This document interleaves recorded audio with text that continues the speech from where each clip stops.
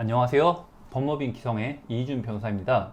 오늘은 저작권 관련 내용 증명을 받으신 경우가 있는데 이때의 대응 방안에 대해 함께 이야기해 보고자 합니다. 먼저 생각해 보실 수 있는 경우의 수들을 좀 좁혀 보겠습니다. 영화, 웹툰, 컴퓨터 프로그램부터 모바일 어플리케이션까지 소프트웨어를 통해 무형의 컨텐츠를 만들어 가시는 분들이 점점 늘어남에 따라서 다양한 분들이 해당 프로그램의 주인 또는 저작권자 또는 법무법인들로부터 저작권 침해와 관련하여 합의를 요구하는 내용 증명을 받는 일이 빈번하게 벌어지고 있습니다.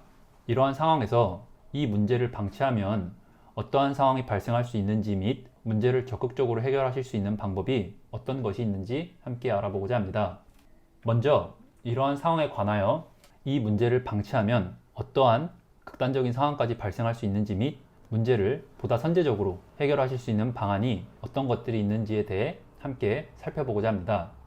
해당 사안의 유관법은 저작권법입니다.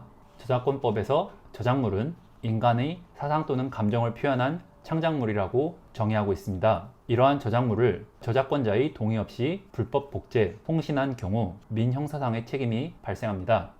이에 따라 저작권 침해에 관한 내용 증명을 받으셨다면 자신이 침해했다고 상대방이 주장하는 저작물이 어떤 종류인지를 먼저 확인하셔야 합니다. 빈번하게 발생하는 유형으로는 영화나 웹툰 같은 예술 컨텐츠, 불법 업로드 등이 있습니다. 또 두 번째 유형으로는 한글 폰트, 마이크로소프트, 캐드, 캠 등의 업무용 소프트웨어 불법 다운로드 사례가 있을 수 있습니다. 첫 번째 유형, 즉 예술 컨텐츠의 경우 자신이 단순 다운로더인지 업로더인지 등을 먼저 확인하셔야 합니다. 그리고 고소를 한 상대방이 저작권자가 맞는지 역시 확인을 하셔야 합니다. 이러한 경우 상대 고소권자가 불법 복제를 근절하기 위해 얼마만큼의 구체적인 노력을 하였는지를 입증하는 것 역시 민형사상의 피해를 최소화하는 한 가지 구체적인 방안이 될 수 있습니다. 두 번째 유형의 경우 특히 상업용 프로그램이다 보니 아무래도 사업장에서 근로자들이 사업주들도 모르게 사용하다 적발되어 낭패를 보는 경우들이 많이 있으십니다.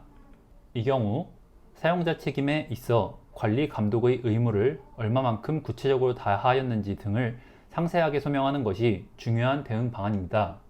여기서부터 말씀드릴 부분이 가장 강조해서 말씀드리고 싶은 부분입니다. 저작권 침해 소송에서의 핵심은 내용 증명을 안일하게 보시고 무턱대고 경찰서에 출두부터 하셔서 약식명령에 따른 벌금 처분을 받는 것으로 끝내셔서는 안 된다는 점인데요. 그 이유는 단순히 형사상 약식명령에 따른 벌금에서 끝나겠지라는 생각으로 대응하실 경우 전과가 남는 것은 물론 이후 상대방에게 보전되지 못한 민사상 손해배상 책임에 대한 청구가 따로 제기될 수 있기 때문입니다. 그 액수는 침해하신 저작물의 성격에 따라 천문학적으로 늘어날 수도 있습니다.